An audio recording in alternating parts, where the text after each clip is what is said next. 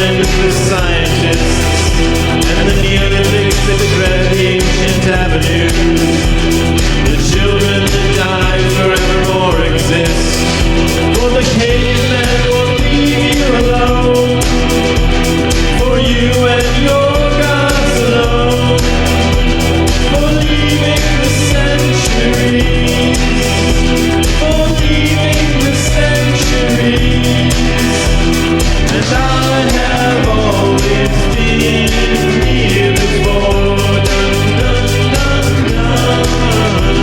Belief in my mind's open the door.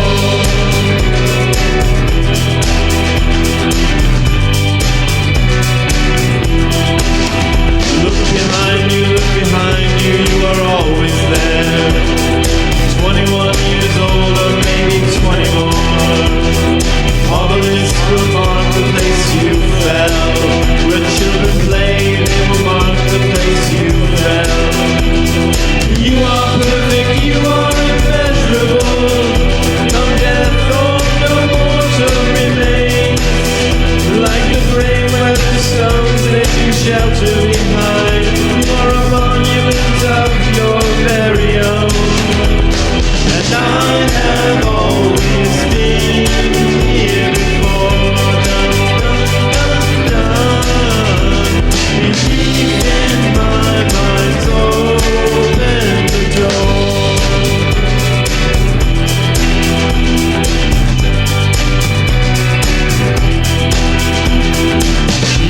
Jesus, oh, Jesus, oh, Jesus, oh, Jesus, oh,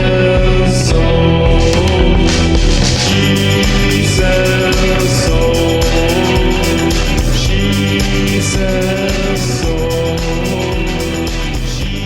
Jesus, All right, hello there, thrill seekers, and that was I Have Always Been Here Before, another Rocky Erickson song. That was the version done by Julian Cope on the album Where the Pyramid Meets the Eye. And here's my getup. I actually spent money on today's video. I actually went out to Target and bought this shirt specifically for this video. Well, I'll probably wear it somewhere else. It's a decent shirt. But I made an outfit for it. Wish I'd have thought of this before Halloween. Could have gone out on Halloween as Giorgio Tsoukalos.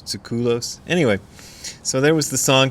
Some of you may have already seen it because I put it up about, an hour before I put up this video as an independent video on its own. So maybe you already looked at it. So sorry if you had to watch it twice. But if you had to watch it twice, it was good because it was a great video, right? Anyway, I thought I would talk about Rupert Spira for a minute. Now, I should say at the outset that I don't know a whole lot about Rupert Spira.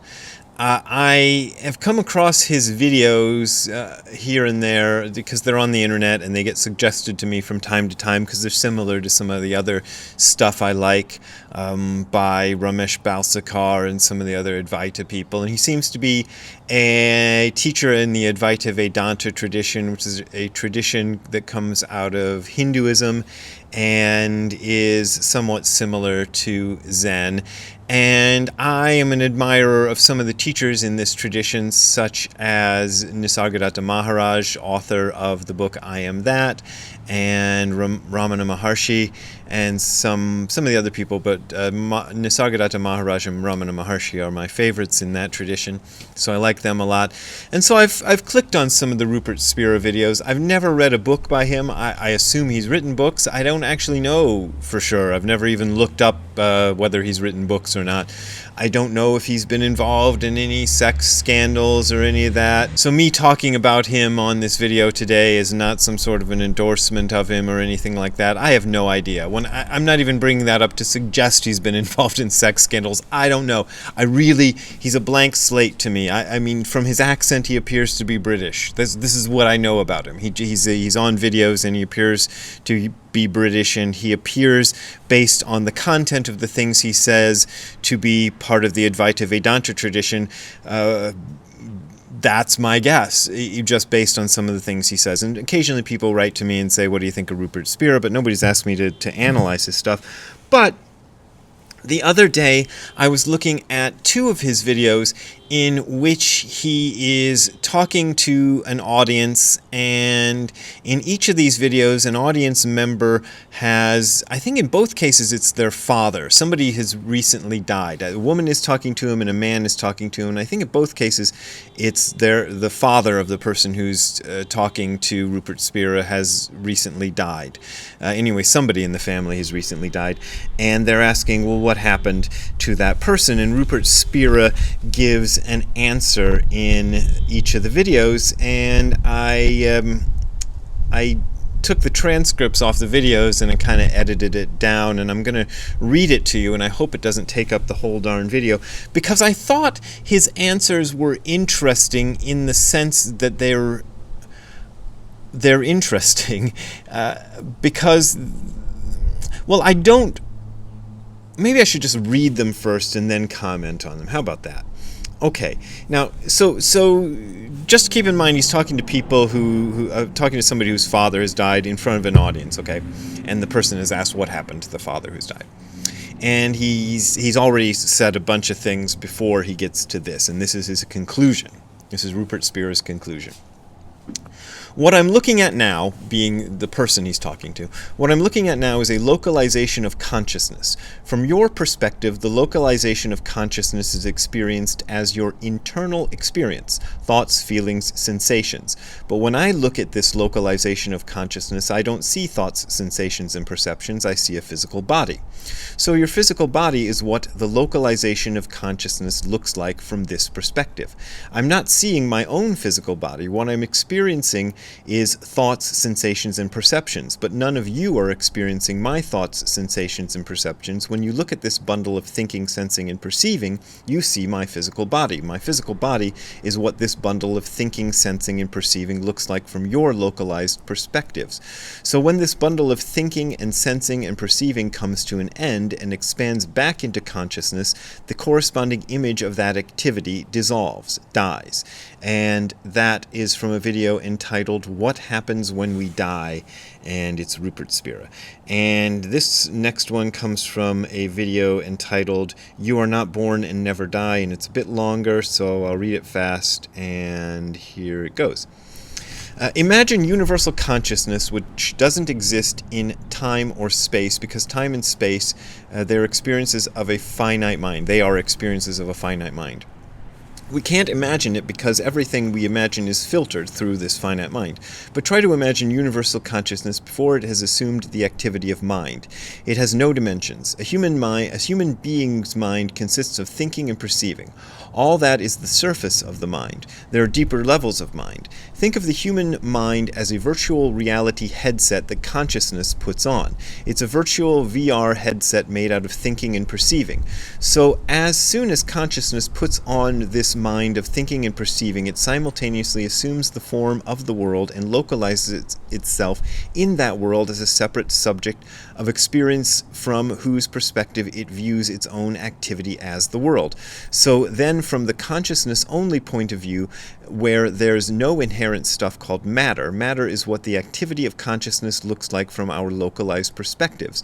The body is not really a physical body, it is just what this particular localization of consciousness looks like from your point of view, just as the world is what the unlocalized activity of consciousness looks like from each of our points of view. So the moment at which the body is so-called conceived would be the moment that consciousness puts on the virtual headset, VR headset of thinking and perceiving, and the moment it localizes itself within its own being, it seems to contract and become a localized self. And everything that is not localized, the rest of its own activity then is viewed as the world. It's exactly what happens when we have a dream at night. When we have a dream at night, our own mind localizes itself, puts on the VR headset, so to speak. It localizes itself within its own dream as an apparently separate subject of experience, and then all the other aspects, the unlocalized aspects of its mind, of the dreamer's mind, appear as the dreamed world. So when was the dreamed character's body born? It was never born. It just appeared when the dreamer's mind localized itself as this little activity of thinking and perceiving. When did the dreamed character die? It never died. The dreamer's mind simply stopped localizing itself as the dreamed character. So in the ultimate analysis, that the being that your father eternally is never came into existence, never went out of existence. He is eternally present. He, not the person of your father, but the being that your father was, is now the being that everything is, the eternal being that doesn't come in and out of existence. A localization of that being appeared temporarily and disappeared, but it was only a localization. Your father never actually came in or went out of existence. That was the quote, and it was pretty long.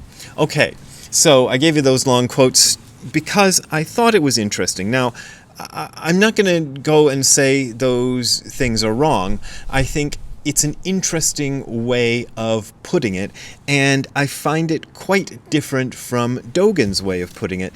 And Dogen and the Zen tradition in general doesn't put things like that. And I was only recently exposed to this. I knew about the Advaita Vedanta tradition. I knew it was out there. I was interested in it early on before I got into Zen. Then I got into Zen for a long time, and I didn't look at the Advaita tradition. And then a few years ago, I picked up I Am That by Nisargadatta Maharaj. I picked up some books by Ramana Maharshi. I started looking into it. I started watching some videos, and I got interested in it. And now I'm seeing this other way of doing things, and I'm going, that's interesting. So, I don't know. I started thinking about how to contrast this with the things Dogen says. There are a couple of places where Dogen gets into this stuff. One of my favorites, which I've brought up on this channel before, I have a video up here called The Thousand Eyes of Dogen. And it is based on a chapter of Shobogenzo that appears in Book 3 of the Nishijima Cross version of Shobogenzo. It also appears in my book, It Came From Beyond Zen, in my own version of it. And I think I did 2 videos called The Thousands of Eyes of Dogen, or something like that. And I believe I have done blog pieces on it more than once, because I love this little quote so much. And it's Mujo Seppo, the insentient preach the Dharma, and it's near the end. It's page 122 if you've got the original version of this book.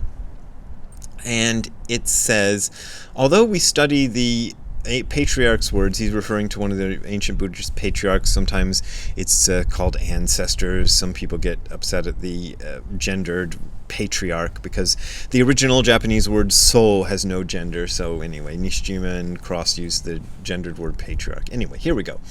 Blah blah blah. Although we study the words of the ancient patriarch, that the whole universe in 10 directions is one eye. The whole of the 10 directions is just one eye, and furthermore, there are thousands of eyes on the tips of the fingers, there are thousands of eyes of right Dharma, there are thousands of eyes in the ears, there are thousands of eyes on the tip of the tongue, there are thousands of eyes on the tip of the mind, there are thousands of eyes of the thoroughly realized mind, there are thousands of eyes of the thoroughly realized body, there are thousands of eyes on the top of a stick, there are thousands of eyes in the moment before the body, there are thousands of eyes in the moment before the mind, there are thousands of eyes of death in death, there are thousands of eyes of liveliness in liveliness. There are thousands of eyes of the self. There are thousands of eyes of the external world. There are thousands of eyes in the concrete place of eyes. There are thousands of eyes of learning and practice. There are thousands of eyes aligned vertically. There are thousands of eyes aligned horizontally. Thus, we study the totality of eyes is the whole. Thus, we study that the totality of eyes is the whole universe, but this is not the physical mastery of the eyes, etc., etc. We should make an urgent task of investigating thoroughly through the eyes the action of just hearing the non-emotional preach of the Dharma, the insentient preach of the Dharma, and so on and so forth. I did a whole video on just that quote and how it kind of, I know these probably sound like completely different ideas from what I just quoted by Rupert Spira, if you're not kind of familiar with this way of expressing things. But I think he's kind of saying the same thing.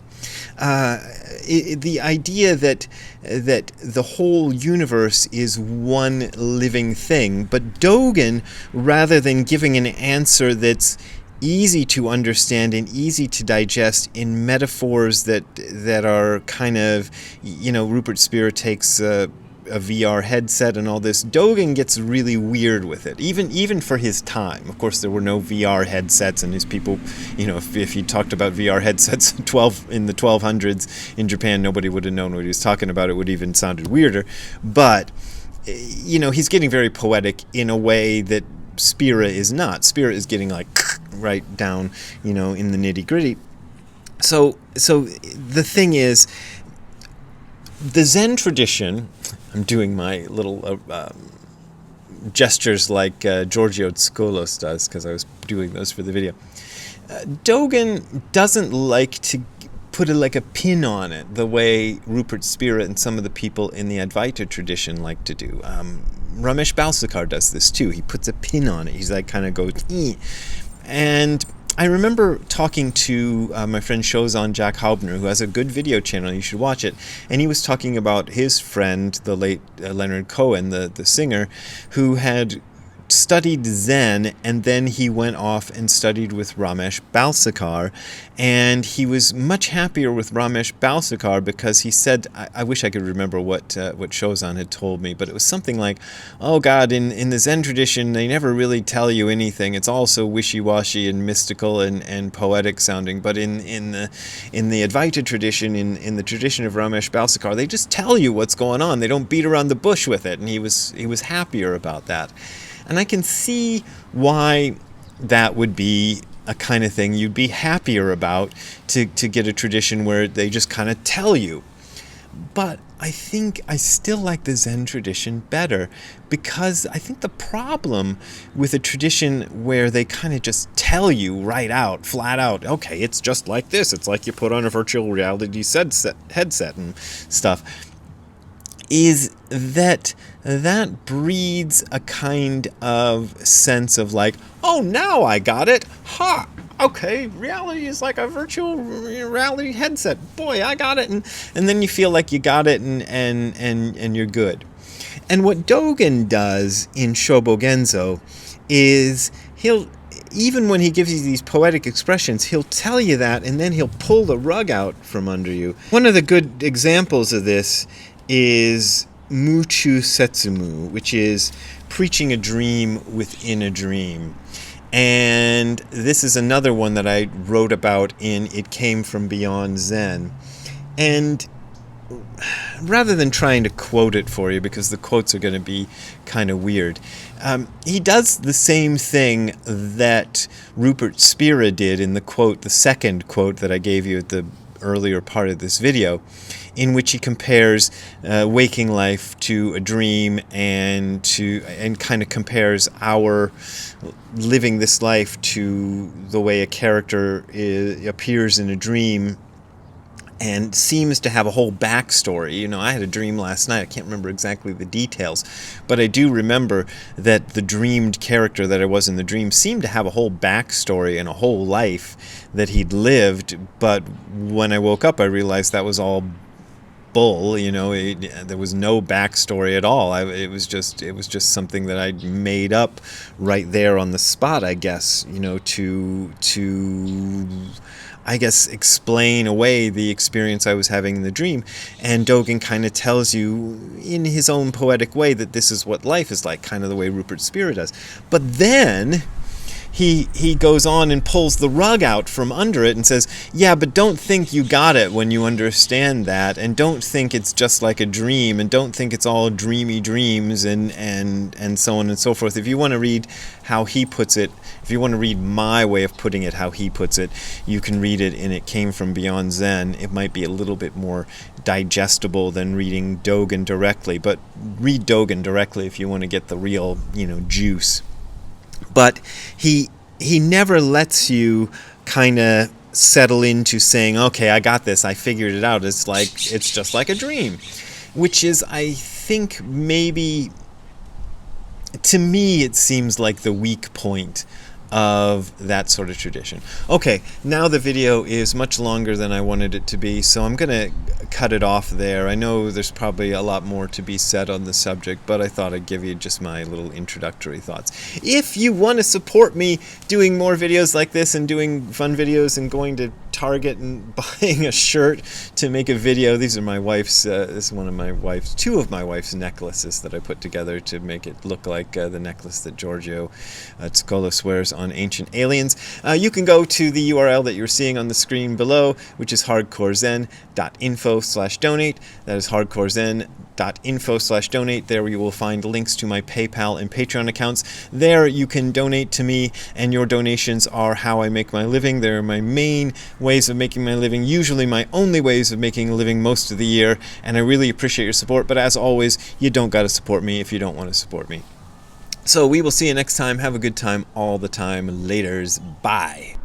What do you think of this outfit? You like me when I'm being Giorgio from Ancient Aliens? Or do you like me better when I'm being Brad? You were barking at me when I put on the same outfit, weren't you, this morning? That was kind of funny. You must have thought I looked weird. You look like you're enjoying the sunbeam, though, after all the rain. Okay, I'll let you enjoy your sunbeam.